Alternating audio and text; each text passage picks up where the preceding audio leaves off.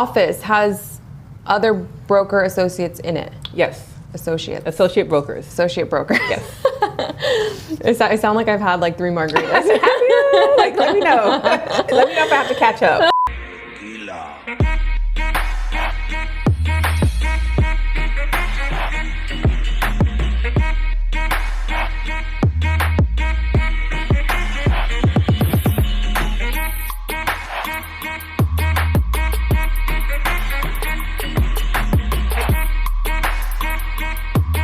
Welcome to Margaritas and Mortgages. I'm Sydney Hahn with Cliffco Mortgage Bankers, and today I have a very special guest, Yadlynd Cherubin, CEO of the Legacy Team and real estate Associate broker. Associate broker. Yes. Associate broker. Thanks for coming on. I know you're so busy, so I'm so happy I was able to get you here. Yeah, all you had to say was margaritas, and that's it. This is my lure. Cheers. Cheers. We both need this today. Yes, definitely. It's good. You like it? I like it. Okay, good. Good stuff. So, well, let's just start off with what the hell is the difference with the I can't even say it. Associate broker. So during the quarantine, I actually got my real estate broker's license. Okay. And if you're working under a brokerage, so I work for Keller Williams Realty, and whenever you're working for a brokerage, you have to use the title associate broker. Now, if today I decided that I wanted to open up Yadlynd Real Estate, I would be a broker. Okay. That would be my title because now I work for me. Got it. Yadlynd Real Estate is the company. I'm working for myself. So that's the difference. Okay. Is there any plans to do that? Not yet. But I like having options. So yeah, we'll see. I love where I am. So far, so it's very good. Your office has other broker associates in it. Yes. Associate brokers. Associate broker. Yes. I sound like I've had like 3 margaritas. Have you? Like, let me know. Let me know if I have to catch up. So there's 3 other you said? Or 3 altogether? So on my team or? No. Other associate brokers in the office. Is there other ones? There are probably a bunch. Because my office alone, so Keller Williams is a very big company. Of course, yeah. And so I work out of the Garden City location. Mm-hmm. And in that office, we probably have about 550 agents. Okay. Oh, wow. I don't know how many associate brokers are in this office, but. Okay. Yeah, when I walked in the other day, I thought it was like 3 separate ones or something. That's just like from what I saw, but okay. There's a lot of agents, a lot of associate brokers. Yeah. I don't keep count. So how long have you been a real estate agent altogether? So I've been licensed about 18 years. Wow. Yeah, so I got licensed when I was like 5. I was just going to say that. I've been licensed for a long time, but it wasn't always a full-time thing. Mm-hmm. I worked for the city of New York investigating child abuse, and I did real estate on the side. I did like 1 or 2 transactions, pretty much to pay my dues, to keep my license active, just to kind of stay in the business. Yeah. But I focused on my social work background at some point, and then I think I worked for the city for like 7 years, and it was very stressful. Investigating child abuse is not easy, guys. Yeah, I can only imagine. So I think at year 5, I decided, like, I knew I wouldn't be able to do it much longer, so I went back to school, got my master's in public administration, and 7 years into ACS, I quit my job and I went into HR. Now, all this time, I'm still doing real estate on the side. It was still like a side thing. And, yeah. You know, I want to make sure that I know what's happening in the market. I'm paying my MLS dues, things like that. And I started doing HR, and I wasn't making any money. I wasn't making what I wanted to make. Yeah. Let me just say that. I just felt that I should be at like a different level when it came to salary. I didn't love it. And then I also started having kids. So I have 2 boys. Nice. 12 and 13 now. I just wanted more time to hang out with my family, to be there for them. I kind of felt like when I was working, I would come home and they'd just get the little rest of me that was left, and it wasn't a lot. You know, you're working for other people and you're commuting, and it takes a lot out of you. Yeah. So I just remember not being happy, not feeling fulfilled, and I just started to think, okay, this is not how I envisioned my life to be. What is it that I'm going to do? Like, this is not it. And so you went full-time real estate agent. Yeah. Then I was like, it's snap, I got my real estate license. Yeah. Hold up. Hold on. I have a license. Yeah. And I've been active, so I kind of know what I'm doing. Yeah. And then I started thinking, I'm like, what if I just gave half of that energy that I gave to my employers and on real estate? How would that look? So did you one day just up and quit HR and walk away and do full time? Literally. So I sat down, thought about it. I remember my kids were like playing they were toddlers at that time. They were playing. They were young. And I was just like, okay. And I thought about it. I'm like, I have my license.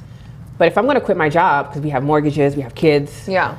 Like, this is serious. I talk to myself. I have conferences with myself. I'm like, yeah, this is serious. If you're going to quit your job, you got to make this sucker happen. You got to be on top of it. You got to be serious about this. What is it going to look like? So I started like planning it out. And I was like, I made up my mind. I was like, okay, I'm going to do this because I'm not happy. And I know that I'm supposed to be living a different life. Yeah. So I spoke to my husband and I thought he was going to be like, oh, hell no. But he was very supportive. So that day, the next day I gave my 2 weeks notice and started doing real estate. Okay, so what's the first thing you did to get your business? You don't have a team at this point, it's just you by yourself. So what's the first thing you did to start getting business? So the first thing that I did was reached out to my sphere, to everyone that I knew, anyone that was in my phone book, and said, hey, guess what? I'm focusing on real estate full time. You know, I've been licensed for a long time, right? And a lot of them were like, what? You had your license? Because I was a secret agent. So no one really knew, no one kept, people were selling properties all around me. And I wasn't even taking advantage of that, because people didn't know that I was a licensed agent. So my first thing was letting everyone know that I have a license. I'm taking it seriously. I'm doing it full time now. This is my business. How can I help you? And that was like the first thing. And I wanted them to share my information, so I asked them to share. So that was like the number one thing that I did. Were people extremely supportive or less supportive than you thought they would be? So the thing is that people pretended to be supportive, but the business didn't really come. There were a handful of people that I still have in my life today that are absolutely amazing. They're like walking billboards. But a lot of people were not supportive. They were like, oh, some people were like, are you kidding me? Why would you do that? And they were like kind of discouraged me. But at that point I made my decision. So like, but I was surprised. There were some people that I thought that would be like, because the kind of person that I am is I'm super supportive. If you're selling margaritas, I'll buy a bunch of margaritas. All right. Well, I'm gonna charge you $10 now. Put it on my tab. So it was disappointing when people that I thought would be supportive were not. And initially it bothered me a lot, but then I said, you know what, this is what you've decided to do, and it's okay that they're not supportive. Maybe they need to see what you're doing, since I wasn't really focused on it. Maybe they need to see how serious you take this.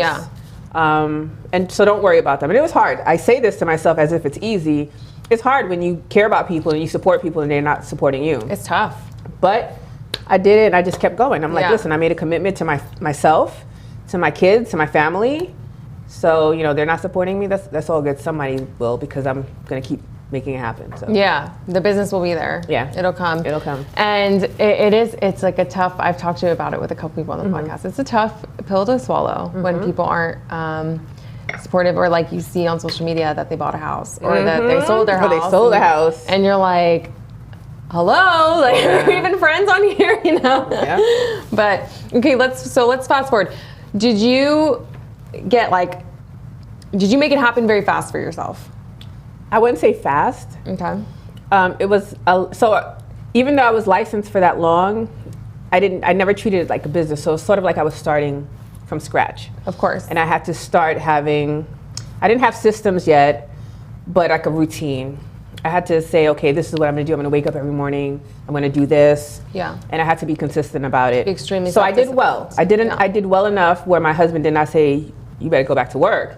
I did well enough where we were able to pay our bills and I was building that confidence. Did you make your same income your first year? Absolutely. I made more. Okay. I made more. It wasn't a lot. I can tell you my income was, as a 30-something-year-old woman, I was making like $55,000. Yeah.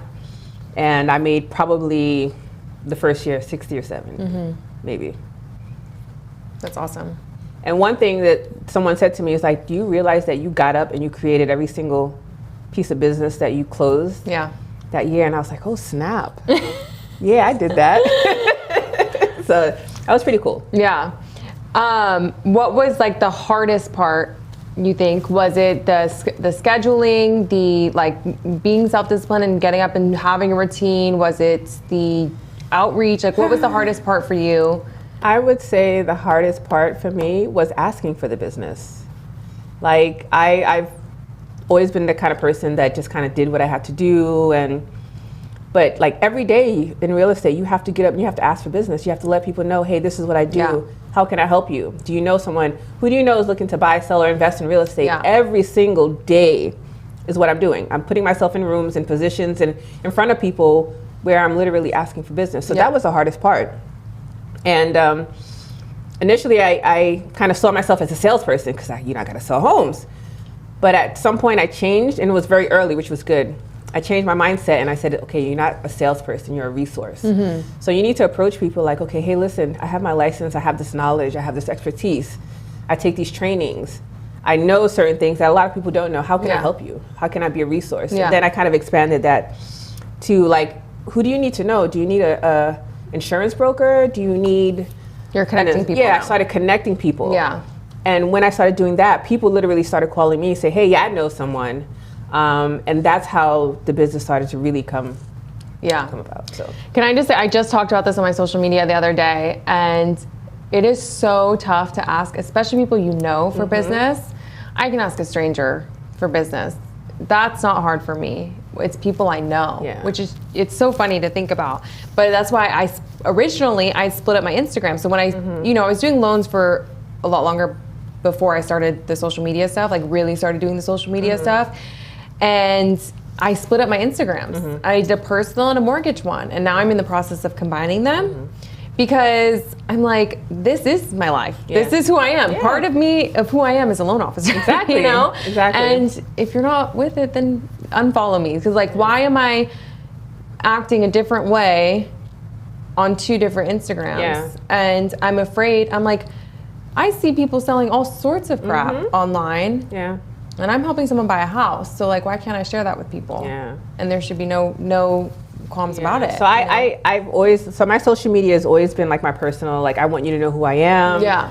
I want you to, like I don't put as much as I used to. Like my kids, you're not gonna see my kids all the time, but people know that I have children. Yeah. And I just feel like this is who I am. And people wanna see like who they're gonna be working with. They wanna kind of have an idea. So we've been doing more videos so people can tell what kind of personality I have. Yeah. And we get a lot of leads from social media. And I think because they can see who I am as a person and they feel comfortable enough to say, okay, I feel like I want to work with that person. Yeah, the person we just closed yesterday was from your social media, right? Yeah. And complete stranger. Complete stranger. And the funny thing about it is complete strangers are willing to allow you to help you with this huge transactions, and your friends and family are hesitant. Yeah. A complete stranger say, hey, here's my finances. This is how much I make. This is what I do. And so it's just so weird, but it is what it is. It is what it is, but it is so weird. And can I tell you too, like every friend that I've done or family member that I've done a transaction for, if you asked me and I was willing to tell you how much they made, I could not tell you. Because you don't focus on that. You focus on just doing the work, I'm right? just making sure there's no red flags and it qualifies. And then after the transaction is done, like I have 20 other people's details to think about. Yeah. Like, you don't even remember. But I will say, like, within the last few years, more of the family, like I said, I think people needed to see what you were doing. Yeah. How do you work? How do you operate? What are people saying about you? Well, and they see the rock star you've become. So now I have more of my friends and family that are referring me business and that are actually doing business with me and that's awesome. Wanting to buy multiple properties, and they trust me because they know how I take what I do very, very seriously, and that that they can trust me and they know that I'm going to do everything possible to make this a really good and smooth transaction for them, and then I'll be honest and ethical and yeah. So I said let's fast forward earlier, but then I realized I had a couple more questions for you, but now I do want to fast forward to you starting a team. Okay. So how did that start? Like what, did you just have the idea? Did someone ask you? Like how did... Start the team. Let me think about it. So how did I start the team? So I will say first and foremost, you need to know that the team that I started way back, probably about 5 years ago, it was like a year in. And it was early. Mm-hmm. The team that I started back then was not what you see now. It was pretty much like a group of people. I started doing more business. I was very serious, very consistent. Lead generating, that's your number one thing, lead generating, right? And that's what I did. And I just got all these leads and I was like, okay, you know what? And then people would want to work with me. And I'm like, oh, you want to work with me? Okay. And that's how it was. Yeah. And then I was like, okay, well, I get a lot of leads. I know what I'm doing. Maybe I can start a team. And that's kind of how I started. It wasn't like, you know, it was just pretty much people wanted to work with me. And I was like, okay, I didn't vet them. I didn't, you know, You didn't really have a system in place. I didn't have a system in place. I didn't know if we were a good fit to work with each other. Yeah. So, you know, I learned a lot. But part of my mindset was also like leverage, you know, like I had these leads. I didn't want to leave money on the table. I'm kind of good at supervising and teaching people stuff. Yeah. So let's see what we can do. And I did have at one point I think I had like 7 or 8 people, maybe 10 people on the team. It was like just a bunch of people. And then I realized that it just wasn't working. Yeah. So then I kind of like started all over again. And I'm Did you go back to just being by yourself and then to team, or you just recreated I the got team? rid of like some Cut of the the fat? agents. And I kept the ones that were contributing to the team, the ones that, you know, when you're a part of a team, it's a two-way street. It's not like, give me leads and that's it. Just like every what can I do? relationship. Exactly. Yeah. So I kind of just got rid of, you know, the dead weight and people that were really invested in the team and felt that, you know, the team is bigger than, you know, we were doing a lot of good work. Yeah. And they appreciated it and they loved it and The more you put into the team. team, the more you're going to get out of the team. Yeah. So now you have, I don't know if you want to share, like how your team is set up. So, of course I'll share. I love sharing. Because you have a pretty organized way you do it now. Yeah. So right now we have, and I don't have a huge team. So that's the first thing. So it's myself. I'm the rainmaker. Hi. And then I have 2 agents, Natalie and Jessica, or we call her JC. We have 2 agents, and they're pretty much buyer's agents, but on my team you can be a buyer's agent or a listing agent. Like, it doesn't matter. Like, I teach you how to do real estate. And my whole goal is not to just keep you on the team and like keep you to myself. Yeah. I want you to want to be on the team. Yeah. So whether you can make money or not by yourself, I want you to be a part of the team and I want you to want that. So why do you say a buyer's agent versus a... Because some teams, when they have team members on, the team members are like restricted to certain things. So you could only work with buyers. Okay. And for me, it's like, I feel like you should know both sides of the transaction. You should be familiar with that. You should know how to handle both sides. So your team members, they do both? They do both. Okay. I thought you were saying they do one or the other. No, they do both. Okay. They do both. So I have 2 agents, 2 full-time agents. And then I have my director of operations. And then I have a virtual... Is that your sister? That's my sister. Okay. That's my sister. I saw that on social media. I'm like, that's so cute. Today's I love her that. birthday. Well, I don't know if I should say that because I don't know when this is coming out though. But That's today's okay. her birthday. Today's her birthday. Yeah. Happy, what's her name? Esther. Esther, happy birthday. So she's the director of operations. So she's helped me put together my systems. She actually comes from a background where organizational structure and things like that, like project management. Like, she has like a master's from NYU where she was doing this for big companies. So I brought her on and she believed in what we were doing. Is she, sorry, you see me asking a question. Is she strictly with you now? Yes. Okay. She quit her job to Wow. work with me. Okay. So right, to work with go the ahead. legacy team. Yeah. Because she feels that we're doing really, really good work and Yeah. she wants to help us grow and expand and just keep doing good business. So That's awesome. yeah. And then I also have a virtual assistant that does like a lot of the marketing, so a lot of the social media stuff and health planning events. So we do a lot of, our team we do a lot of events. Yeah. Community give backs, networking events, things like that. So they help with a lot of that Okay. good stuff. And now, so then you have mentees. Yes. So last year we launched with Legacy Team Mentorship Program. Okay.